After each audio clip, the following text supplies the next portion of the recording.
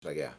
Nós vamos falar mais um pouquinho aí hoje sobre as operações da Ucrânia, não só em Kursk, mas no teatro de operações como um todo. Mas antes de iniciar, eu queria dizer para vocês que eu sou o comandante Robinson Farinazzo, militar da reserva da Marinha. E esse aqui é o canal Arte da Guerra, um veículo de análise militares, estratégicas e geopolíticas feito por profissionais. Então você que está chegando agora, se inscreva no nosso canal, comente, compartilhe, dê o seu like, acione o sininho, coloque nas suas redes sociais, se você puder ajudar com o Super Sticker, o Super Chat, ou também com o Pix, você estará contribuindo para o crescimento da nossa mídia. Bom, dito isso, todas as vezes que eu vejo muita gente aí querendo comparar o conflito da Ucrânia com a guerra do Vietnã, a guerra do Afeganistão, né? Tanto a guerra americana quanto a guerra russa. Eu preciso colocar algumas coisas para vocês. Se a gente for analisar a guerra na Ucrânia, fazer um comparativo dela com a guerra do Vietnã, a Ucrânia está muito mais para o Vietnã do Sul do que para os Vietcongues. A Ucrânia é um proxy dos Estados Unidos, o melhor proxy americano desde a guerra do Vietnã. A gente não tem dúvidas a respeito disso. É um proxy sensacional, faz tudo o que se deseja dele, sem medir esforços, né? E com muito ímpeto. Ponto para eles, é um proxy fora de série. Mas a Ucrânia ela nunca vai ser um Vietcong. Por quê? Porque o Vietcong lutava contra uma dominação colonial. E a dominação colonial hoje é a União Europeia e a OTAN. Eu não tenho a mínima dúvida disso, apesar da Rússia que invadiu a Ucrânia.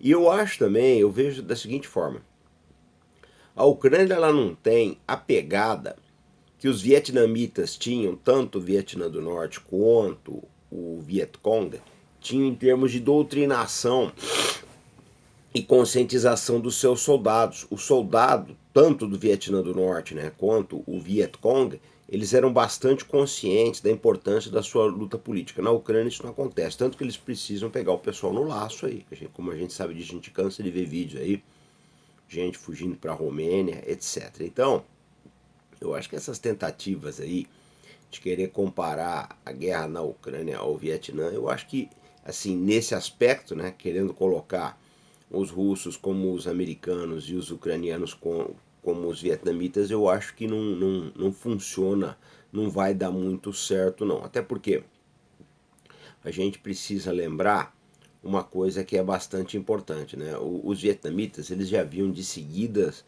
lutas coloniais, né? Lutas contra os franceses, contra os japoneses, etc. E a liderança vietnamita, principalmente, né, o líder simbólico deles, que era o Ho Chi Minh, né? Eles tinham outras lideranças também, mas a gente tem que ver que esse pessoal eles tinham uma doutrinação, um enraizamento político muito grande aí junto à sociedade. E não é o caso do Zelensky, de forma alguma. Né? Ele foi eleito uma vez, né? Mas ele já perdeu completamente o apoio. Se fizerem eleição hoje na Ucrânia, ele não é eleito, tanto que não fizeram. Essa que é a realidade. Ele já tem um índice de rejeição aí bastante expressivo. E no aspecto tático também não tem como comparar o exército ucraniano com o exército Vietcong, né? O Vietcong eles viviam aí frugalmente, era equipamentos assim bastante leves. O exército ucraniano não, ele tem equipamento pesado. É o que eu falo, ele é bem parecido com o exército sul-vietnamita. Qual a diferença? É que o exército sul-vietnamita não queria lutar, era completamente incompetente, né? Nesse ponto, não, os ucranianos lutam, né? Tem generais incompetentes? Tem. Uma coisa que eles se igualam também é a corrupção. A corrupção do exército sul-vietnamita é bastante parecida com a corrupção ucraniana, sendo que a da Ucrânia provavelmente é pior. E assim, quanto aos generais, né, querer comparar, gente, o Sirski com o Ziap e outras lideranças militares aí, né, do Vietnã, você passa longe, né? E eu penso assim também, os ataques vietnamitas, eles tinham assim uma razão de ser interessante, que era provocar um desgaste nos americanos, porque eles sabiam que os americanos iam embora mais cedo ou mais tarde. Os americanos não são do sudeste da Ásia. Na Ucrânia tem uma diferença. A Rússia sempre esteve ali, eles não vão embora. De forma alguma. E o ucraniano sabe disso, vai ter que expulsar. Eles não vão embora pelo desgaste. Você pode desgastar o russo o tempo que for ali. E eles vão voltar. Se perderem agora, vão voltar. Eu não tenho dúvida disso. Se a Rússia perder essa guerra, ela volta.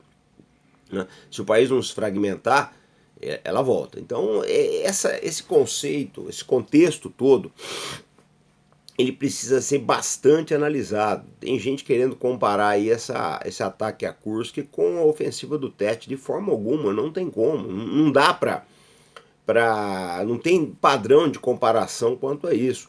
Porque é aquela história. Embora a ofensiva do Tet ela tenha sido uma derrota militar dos vietnamitas, em termos estratégicos, ela mexeu muito com os Estados Unidos, que a opinião pública já estava cansada de mentiras. Ao passo que a opinião pública na Rússia vê a guerra de uma outra forma. Muita gente já está enxergando essa guerra na Rússia como uma guerra existencial. Essa é que é a verdade. Então, comparar esses movimentos aí não faz sentido. Eu acho que o mais provável é que os Estados Unidos acabem fazendo na Ucrânia o que ele fez no Vietnã. Quando a guerra se tornou insustentável para os Estados Unidos, por diversos fatores, né? Militarmente eles estavam até de uma forma razoável, mas politicamente, estrategicamente, etc., e economicamente, eles forçaram um acordo de paz. O Vietnã do Sul ele teve que engolir os acordos de Paris. E eu acho que vão acabar fazendo com a Ucrânia. Já teve jornal falando aí que eles estavam próximos de um acordo, de um cessar-fogo aí, mas que esse ataque ucraniano a Kursk melou tudo. Difícil saber se é verdade ou se é mentira isso daí. Mas o fato é o que começa a se delinear agora, a gente não tem como saber, ainda é muito precoce dizer tudo isso, né? Começa a se delinear aí que a Ucrânia ele empregou tropas em Kursk que estão fazendo falta em outros setores da frente, que alguns setores podem sofrer reveses grandes. É o prognóstico de muitos analistas sérios aí, eu acredito que isso tenha bastante fundamento. A gente precisa aguardar, eu acho muito cedo emitir qualquer opinião sobre Kursk, porque eu falo sempre o seguinte, você quer saber como é que uma guerra vai? É só você olhar a imprensa. Se a imprensa está apoiando muito uma guerra, que geralmente ela está indo mal. Quando a imprensa apoia demais, ela está indo mal. E eu tenho visto a imprensa apoiando muito essas operações cosméticas em curso que é aí da Ucrânia. Eu desconfio muito que as coisas não vão bem. É uma pena, porque efetivamente eu falo sempre que é um exército muito bom, agressivo, tá? Luta com bastante bravura, criativa, etc. Mas é usado assim de uma forma bastante tosca, né? Como se você usasse aí uma ferramenta de corte precisa aí para tentar quebrar uma parede. É bobagem isso. Então eu acho assim que é muito triste tudo o que acontece. Mas eu penso assim, tudo caminha, né? A gente tem visto um escândalo na imprensa aí com relação à destruição do Nord Stream. Pode ser que queiram rifar o Zelensky. Ou, se não rifá-lo, né, pelo menos facilitar aí um acordo de paz, porque a Ucrânia está começando a perder interesse para o Ocidente. E eu acho assim, a aposta do Zelensky, né, é impressionar o cenário americano. Olha, pode ser que ele consiga, eu acho que a Kamala tem boas chances aí, porque eles vão tentar fazer de tudo para colocá-la na presidência dos Estados Unidos. E aí isso asseguraria aí a continuidade do apoio americano. Mas a gente precisa ver, né?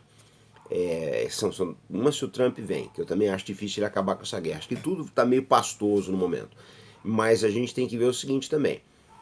Daqui até as eleições nós ainda temos 3 meses, né? E até a posse quase 5. Como é que vai estar o exército ucraniano até lá? Será que essas perdas em Kursk não vão fazer falta?